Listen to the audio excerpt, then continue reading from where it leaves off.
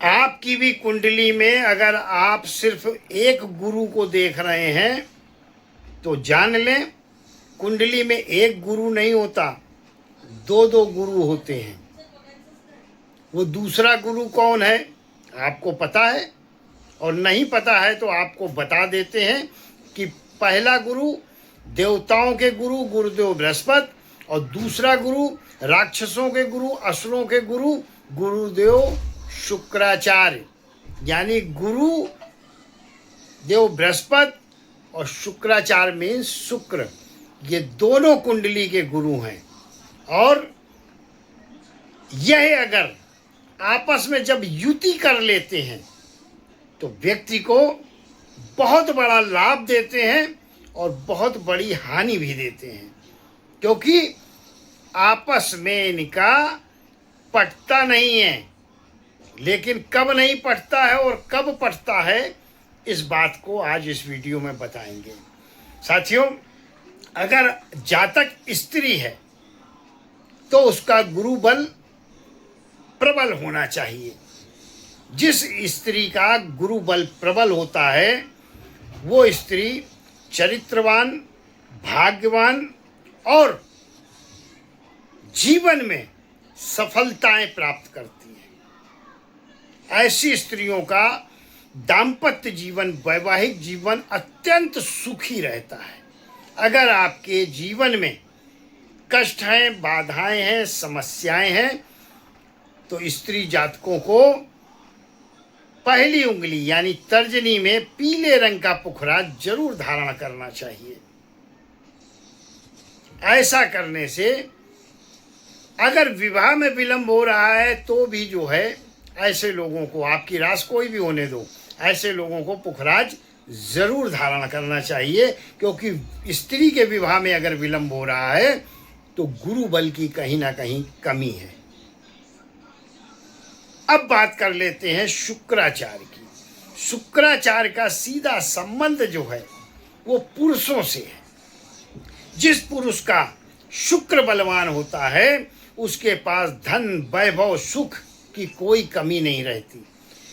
ऐसा पुरुष जातक संतानवान भी होता है, धनवान भी होता है, और मान सम्मान, पद, प्रतिष्ठा, भौतिक सुख सब कुछ उसे प्राप्त होते हैं।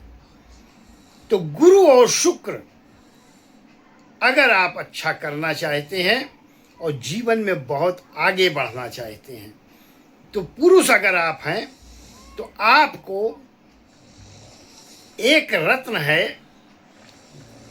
हीरा। अब हीरा बहुत महंगा है, हर व्यक्ति के बस की बात नहीं, तो हीरे की जगह आप अमेरिकन डायमंड, जरकिन या वाइट टोपाज या सफ़ेद रंग का पुखराज कुछ भी धारण कर सकते हैं। और पुरुष अगर हीरा धारण करते हैं, और हीरे को भी धारण करने की कौन सी परफेक्ट उंगलियां हैं और क्या क्या फल देती हैं वो भी जान लें। पहली उंगली, इसमें जब आप हीरा धारण करते हैं तो हीरा का जो ग्रह संबंधित है वो है शुक्र। हीरे का संबंध शुक्र ग्रह से। तो इस उंगली में धारण करने से, गुरु की उंगली में धारण करने से गुरु और शुक्र की युति बनती है। यह आपको ऊंचाइयों तक पहुंचाती है।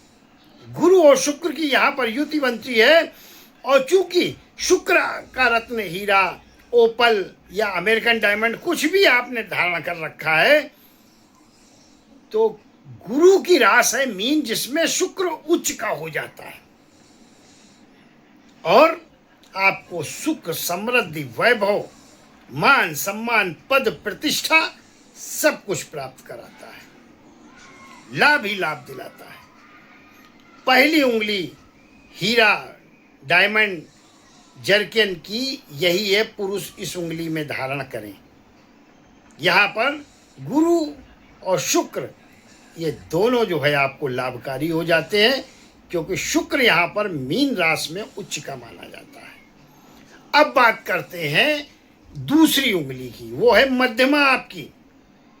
और शुक्र और शनि परम मित्र हैं। अगर आप सामाजिक क्षेत्र में हैं, राजनीतिक क्षेत्र में हैं, या आप कानूनी क्षेत्र में हैं, आप जज हैं, आप अभिनेता हैं तो भी, और आप न्यायाधीश हैं तो भी, आप अकाउंटेंट हैं तो भी, बीच की उंगली में अगर आप धारण करते हैं तो यह बहुत बड़ी सफलता। शुक्र और शनि का यहाँ पर युति होती है, और शुक्र और शनि परम मित्र हैं, इसलिए यहाँ पर आपका बहुत बड़ा साम्राज्य और राज्य स्थापित शुक्र और शनि की कृपा से प्राप्त होता है। और तीसरी उंगली जो है वो है अनामिका, जिसमें हीरा धारण करने से, ओपल धारण करने से, जरकिन धारण करने से अनामिका में क्या लाभ होता है? वैवाहिक जीवन आपका सही रहता है, भटकाव जीवन में नहीं आता। आप की जो नज़रें हैं, नज़रों का मतलब आपकी नीयत कभी खराब नहीं होती, चाहे कितना धन पड़ा हो और चाहे अप्सरा ही आपके सामने क्यों ना खड़ी हो। कहने का मतलब यह है कि हीरा अगर अनामिका में है तो दाम्पत्य जीवन भी आपका सुखी रहता है। और एक बात, बहुत से लोगों को सुना होगा अंगूठे में, क्योंकि शुक्र का यह क्षेत्र है हथेली। अगर आप संगीत के क्षेत्र में हैं, कला के क्षेत्र में हैं और अभिनय के क्षेत्र में हैं, तो अंगूठे में धारण करने से भी हीरे को, ओपल को अत्यधिक लाभ होता है। तो आप समझ गए होंगे, गुरु और शुक्र दोनों गुरु हैं, गुरुदेव बृहस्पति देवताओं के, और शुक्र जो हैं वो राक्षसों के, असुरों के। लेकिन ये दोनों ही आपको कब लाभ पहुंचाएंगे, कब हानि पहुंचाएंगे, यह जो है बहुत जरूरी है जानना।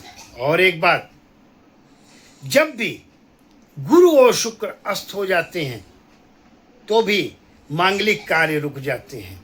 इसलिए ये कुंडली के इन दोनों गुरुओं को संभाल कर और बैलेंस रख कर चलना बहुत जरूरी है।